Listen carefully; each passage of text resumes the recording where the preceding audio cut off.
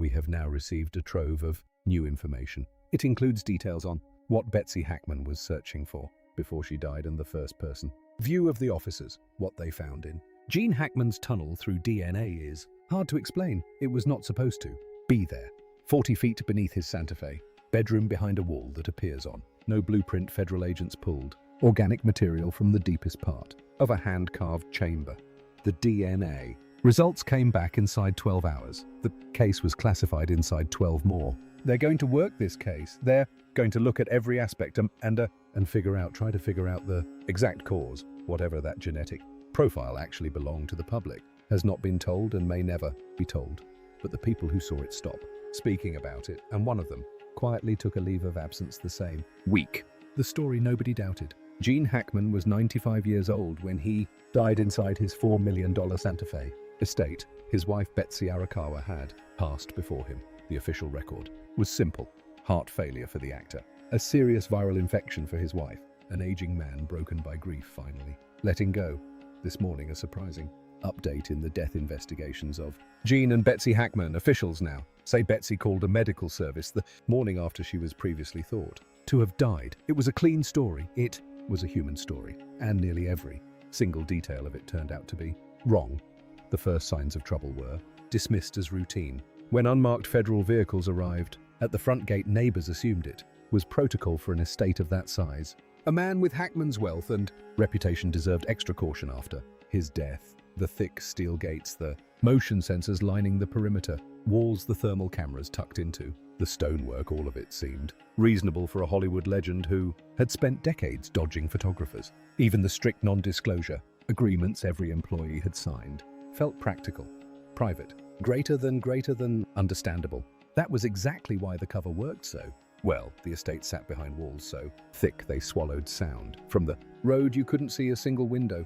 Years of intentional isolation had made every layer of security feel ordinary. By the time Gene Hackman vanished from public life, the property wasn't just a celebrity home anymore. It was a controlled boundary, and no one passing by ever thought to question it. That too was completely intentional. When the first federal forensic team finally crossed the threshold, they did not find the quiet aftermath of a peaceful death. They walked into a scene that had been carefully shaped. Drawers that should have been closed were open, a laptop on. The kitchen counter was unplugged, but warm to the touch. A pair of leather slippers near the back door carried fresh stone dust that did not match any flooring in the house. When police descended on the home of actor Gene Hackman and wife Betsy in Santa Fe, New Mexico, they were initially confused by what confronted them and the moment. They pulled the behavioral timeline from the estate's security server. Every assumption they had brought through that door began to come apart. Betsy Arakawa had died 7 full days before her husband, 7 days, and during that entire week the estate's communication system showed 0 outgoing calls, no emergency services, no family, no physicians, no attorneys, no housekeeper, no groundskeeper, not even a single voicemail returned. For 7 days, a 95-year-old man with documented heart problems sat alone inside a sealed compound with his wife's body and never once reached for a phone. That was only the beginning of what didn't add up. The broken timeline. Investigators pulled raw data from the central security server on the ground floor. What came back was not the chaotic record of a grieving man losing his grip. The bedroom furniture had been moved from its original position. Personal safes had been pried open. A small handwritten notebook, the kind Betsy reportedly used for daily reminders, greater than, was missing entirely from the bedside table where staff had previously photographed it during routine inventories. Greater than, and on the exact day Betsy died, Gene Hackman had personally entered the master code to disable every internal surveillance camera in the house while leaving the perimeter alarm set to maximum sensitivity. That is not panic, that is structure. That is the deliberate disabling of one system while the other is carefully preserved, performed by someone who knew exactly what each switch controlled and exactly what he was hiding. Behavioral analysts pulled in to review the security data reached the same conclusion almost immediately. This was not the confusion of an emotionally shattered man. This was a containment process. Blind the inside, secure the outside, hold the perimeter. The pattern match protocols used by people trained to protect something other people were not allowed to see. There was something else. In the days before her death, Betsy Arakawa had been searching browser histories recovered from a tablet in her private study showed repeated late-night queries about geological surveys of the Santa Fe area, declassified federal property listings from the 1950 S&D, names of two structural engineers who had quietly retired from a federal contractor decades earlier. She wasn't searching like a woman planning a renovation. She was searching like someone who had finally started asking what was actually beneath her own home. There was some suggestion or fear of poisoning, given that there were multiple deaths in the one house. Yeah, and the thing that was so tragic, I think about, this was the mystery, the circumstances of his death. And then abruptly she stopped searching because she was gone. Here is where the implications start, cutting deeper. The forensic record was about to confirm what the security data had only suggested. The evidence does not show a man trapped by circumstance. It shows a man making a series of conscious, deliberate choices to protect something hidden beneath his own home, right up until his heart finally gave out, choice after choice, all the way to the end. What LiDAR found below. Before we go any further, there is something you need to understand. Everything up to this point, the disabled cameras, the 7 days of silence, the moved furniture, the missing notebook, was happening on the surface, above ground, inside the visible part of the house. What federal agents were about to find next did not exist on any map of that property. It did not appear in any deed, any planning document, any satellite scan. It was below them. It had always been below them. And if you want to see how deep this actually goes, subscribe and turn on notifications now, because what comes next is the part the official record will never confirm. The physical inconsistencies pushed federal agents to escalate. LiDAR scanning systems and thermal imaging arrays were brought in and deployed across the entire Santa Fe property. LiDAR, which stands for light detection and ranging, works by firing rapid laser pulses at surfaces and measuring how long each pulse takes to bounce back. The result is a precise three-dimensional map of hidden spaces beneath structures without disturbing the ground above. It is the same technology used to discover ancient cities buried under thick jungle canopy. Here is what that means. They were no longer searching the house. They were searching beneath it. The first scan caught it immediately. A deep temperature anomaly stretched from behind the wall of Gene Hackman's private library, descending through dozens of meters of solid New Mexico bedrock. The scan operator reportedly made the technician next to him repeat the calibration twice before he was willing to log the reading. As police entered the main part of the house, everything appeared to be in order, neat and virtually untouched, drawers all open, or until they discovered James's body near the front doorway. Agents ran the readings against county and civic planning records, against state geological surveys, against satellite imaging archives stretching back to the late 1960s. Stay with this. The structure mapped by the LiDAR in exact three-dimensional detail did not appear in any official document. It had never been registered. It had never been disclosed. According to every public record on file, it did not exist. The entrance was hidden behind a bookshelf. That detail might sound ridiculous, almost cinematic, until you understand how the mechanism actually worked. There was no biometric scanner, no electronic switch, no wireless signal of any kind. What secured the passage was a complex mechanical locking system built directly into the wood and steel, requiring a precise sequence of physical actions performed entirely by hand, with significant force needed to release the solid steel bolts set into the frame. The wood itself was a heavy piece of black walnut, custom fitted to the surrounding shelving so seamlessly that even high-resolution photographs from past interior magazine features had failed to register anything unusual about that single panel. The design was deliberate, a system that produces no radio frequency trace, a system that keeps working through a complete power outage, a system resistant to remote monitoring, accidental triggering, or detection by any electronic scanning tool.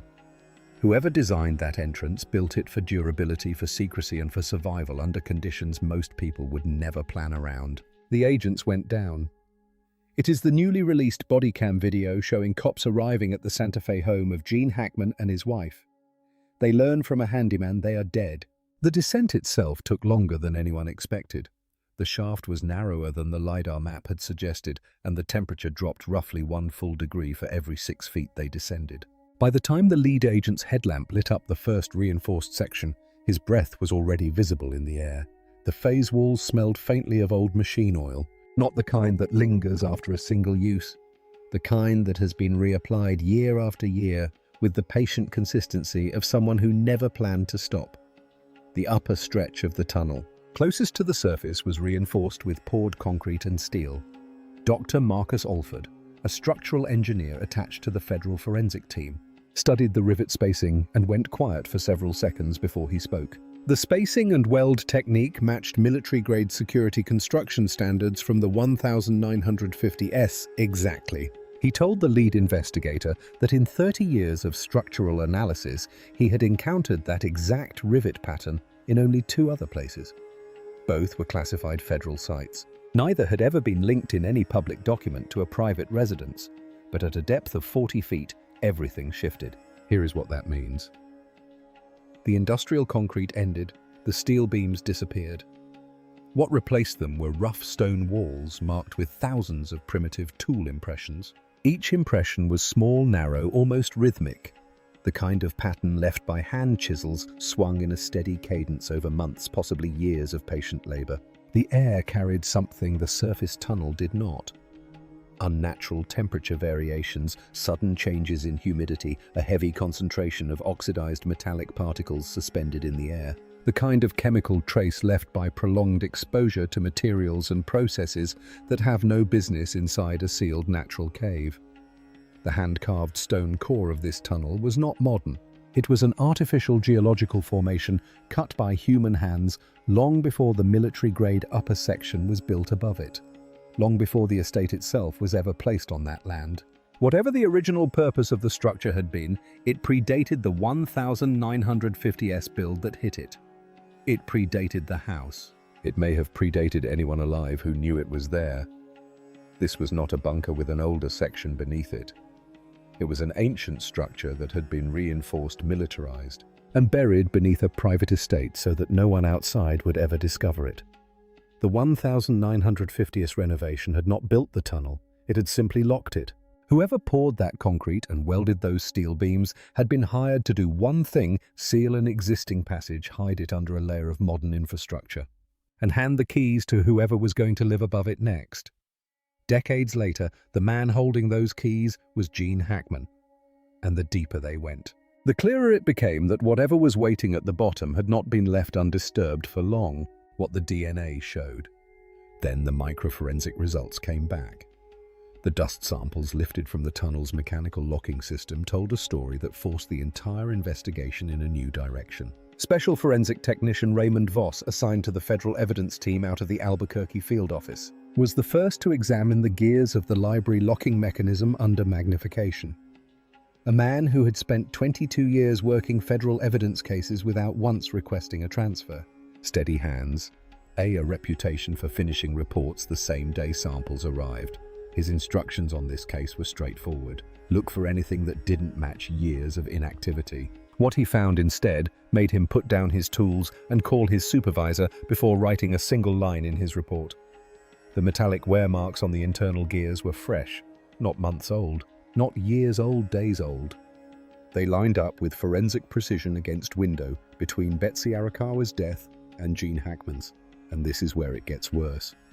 A 95-year-old man in the final stages of heart failure had not spent his last days lying in bed. He had gone down into that tunnel. He had handled those heavy mechanical locks with his own hands. He had walked into the cold underground darkness at some point during those final 7 days, and he had come back before collapsing for the last time. Voss did not log the observation immediately. He stepped away from the bench. He drank a full glass of water. Then he came back, sat down, and wrote the most carefully worded sentence of his career. But it was the DNA analysis from organic material recovered deeper inside the tunnel that completely changed the case. The genetic material pulled from the deepest sections of the chamber did not match casual human use or simple long-term storage. It indicated exposure to biological conditions that should not exist inside an isolated subterranean space beneath a private estate in Santa Fe. This morning, heartbreaking details emerging about the final week of Gene Hackman's life. For several days after his wife and caregiver Betsy Arakawa died first of an unrelated rare virus in their Santa Fe home. The exact classification of what was identified has not been released to the public. What has been confirmed by sources close to the original forensic team is this: The DNA findings caused an immediate escalation in the federal response. The case was lifted out of normal investigative channels and rerouted through classification protocols typically reserved for matters tied to active national security infrastructure. Within hours, the lead forensic team was reduced from 12 personnel to 4. The remaining members were issued new non-disclosure agreements with penalty clauses, several layers stronger than standard federal evidence work. 2 of the original 12, including a junior analyst who had handled the initial DNA extraction, were reassigned to unrelated cases in different states by the end of that same week. Raymond Foss himself, the technician who first noticed the fresh wear on the gears, has not been quoted in any subsequent public document tied to this investigation. His name simply stops appearing, not historical curiosity, not a forgotten relic. Active, ongoing concern. The organic material in that chamber had no harmless explanation. Its presence proved that the tunnel had not been inactive. Something biological, something that left traceable DNA evidence had been operating in that space, and the team had not yet reached the chamber itself. They had only scratched its outer edge. The far wall was still ahead of them, the analog cable still ahead of them, the device on the other end of that cable still ahead of them. Whatever Gene Hackman had spent decades watching over was waiting just past the next bend, and the men walking toward it had no idea what they were about to find, pressed against the inside of that wall, the pattern beneath it. All here is the problem. When you stack the disabled cameras, the 7 days of silence, the fresh wear on the gears, and the active DNA evidence side by side, the explanations stop holding. Each one alone has a possible answer. A grieving man shutting off cameras, an elderly man wandering old contamination. Together they point in only one direction, toward a 95-year-old man in heart failure, carrying out specific tasks in a specific sequence. With the calm precision of someone following a routine he had performed many times before. The cause of death for Mr. Gene Hackman, aged 95 years, is hypertensive and atherosclerotic cardiovascular disease with Alzheimer's disease as a significant contributory factor. This is the part that early coverage never noticed. When investigators arrive at the death of a confused elderly man, they don't classify forensic results within hours. They don't deploy signal blocking equipment under cover of night. They don't place national security holds on municipal complaint records dating back to 2019. That year, a Santa Fe County inspector named Dale Renteria filed an unusual report about ground vibration complaints from a neighbor 2 ridges over. According to a clerk in the county office, Renteria filed the form by hand late on a Friday afternoon and asked twice whether anyone else was going to see the report before it was logged. His hand was visibly shaking. His face was pale. He left the building before the form was even time-stamped. That report was withdrawn within 48 hours of being filed, and Renteria himself reportedly took an unscheduled medical leave shortly afterward. And here is where it gets worse. The DNA was not the only biological anomaly identified in that chamber. Air samples from the deepest section showed chemical compounds linked to active metabolic processes, not old residue. Active compounds, the kind produced by living biological systems. Both findings were sealed inside the same 12-hour window. Now the team was moving deeper with that knowledge in hand. Toward the far wall, toward the cable, toward whatever was on the other end of it, the chamber below. When the full investigation team finally reached the bottom of the tunnel, they stepped into a space that broke every assumption they had carried in with them. The ceiling opened up suddenly, much higher than the tunnel itself, vaulting into a domed cavern carved by hand. The temperature here was steady, regulated by something the agents could not yet see. The air did not move, but it did not feel stale either. It was the kind of stillness you don't find in a forgotten place. It was the stillness of a space that had been visited recently carefully, by someone who knew exactly where to step and exactly what to leave undisturbed. The natural stone floor had been carefully leveled. Across its surface, etched directly into the rock, was a detailed system of astronomical coordinates, a precise mapping of planetary orbits drawn with mathematical knowledge that had no place in casual private use. Wooden crates lay scattered around the chamber, packed with metallurgical components of unknown origin. Many of them were formed as single solid pieces with no welding seams, a manufacturing method with no known precedent in early 20th century industrial metalwork. But none of that was what stopped the team cold. embedded into the rough stone wall. Fixed in place with corrosion-resistant metal brackets was a closed-circuit communication system. A thick coaxial cable wrapped in dense industrial rubber passed straight through the wall above and ran upward through dozens of meters of solid bedrock, ending in the center of the underground chamber. Electrical systems analyst Dr. Claire Souza, brought in from a federal infrastructure assessment unit, was called in to examine it. She confirmed on record that this was not leftover wiring from an old renovation. When she traced the power source, she found a localized alkaline battery array operating completely independent of the estate's electrical grid above, designed and arranged to function without interruption, even during a full surface power failure. She told colleagues it was one of the most intentional pieces of electrical infrastructure she had evaluated outside of a classified facility. The system was active. Its protective casing showed clear signs of regular cleaning and careful maintenance performed consistently to withstand the humidity inside the cavern. When Souza disassembled the physical connectors to inspect the interior, she found no microphone, no speaker, no voice communication system in either direction. The cable terminated in a large mechanical signal transducer. The moment she realized what she was holding, she set the device down on the stone floor and took a slow step back from it. She did not speak for nearly a minute. One of the agents nearby would later describe her face as the face of someone who had just understood a very old joke and was no longer finding it funny. A device built for one purpose: to be pressed against solid surfaces and detect extremely low-frequency vibrations, tiny pressure changes, subtle movements traveling through dense stone walls. The transducer converted those into electrical signals, which were then sent upward through the buried cable to a hidden monitoring speaker installed inside Hackman's private living space above. The cable did not run to the kitchen. It did not run to a study. It did not run to any room where a guest, a contractor, or even a family member might accidentally hear what came through. It terminated at a single small speaker built into the headboard frame of his own bed, right above where he slept every night for decades. Stay with this.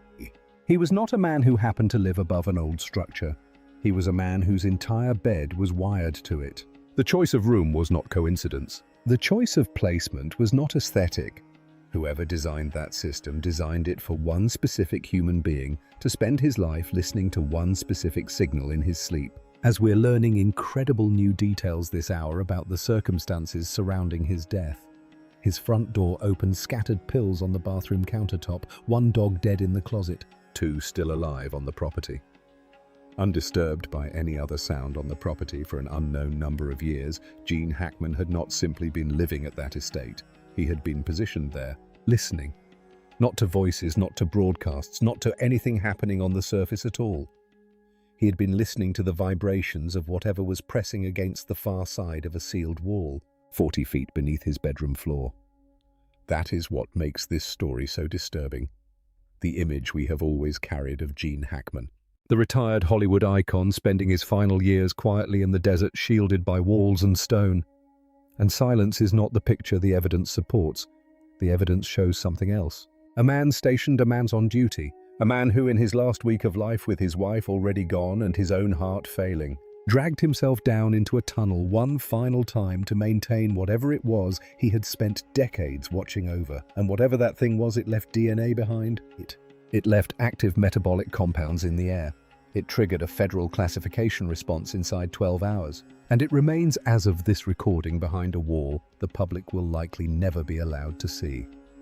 There is one more detail worth sitting with. In the weeks before her death, Betsy Arakawa had begun mentioning to two close friends that Gene seemed distracted, distant, almost like he was waiting for something. One of those friends, speaking on background, recalled Betsy describing how her husband had taken to standing in the library at strange hours of the night, sometimes for half an hour at a time, simply listening, not reading, not pacing, standing perfectly still with one hand on the bookshelf. The same bookshelf federal agents would later find concealed the entrance to that tunnel. Betsy did not yet know what was on the other side of that wood, but by the end she was beginning to suspect. So the question you have to sit with is this. What kind of duty outlasts a Hollywood career? A marriage, a wife, and finally a man's own dying body? What kind of obligation makes a 95-year-old in heart failure climb down 40 feet of stone in his final week alive, and who chose him for it in the first place? If this story left you with more questions than answers, that is exactly how it should feel. Drop your theory in the comments. What do you think Hackman was really listening to down there? And before you go, the next investigation we are releasing follows the federal trail. This case disappeared into the agencies, the protocols, and the other names that quietly turn up in the same classified file. Subscribe and turn on notifications so you don't miss it, because once you start pulling on this thread, it does not stop with one tunnel and it does not stop with one man.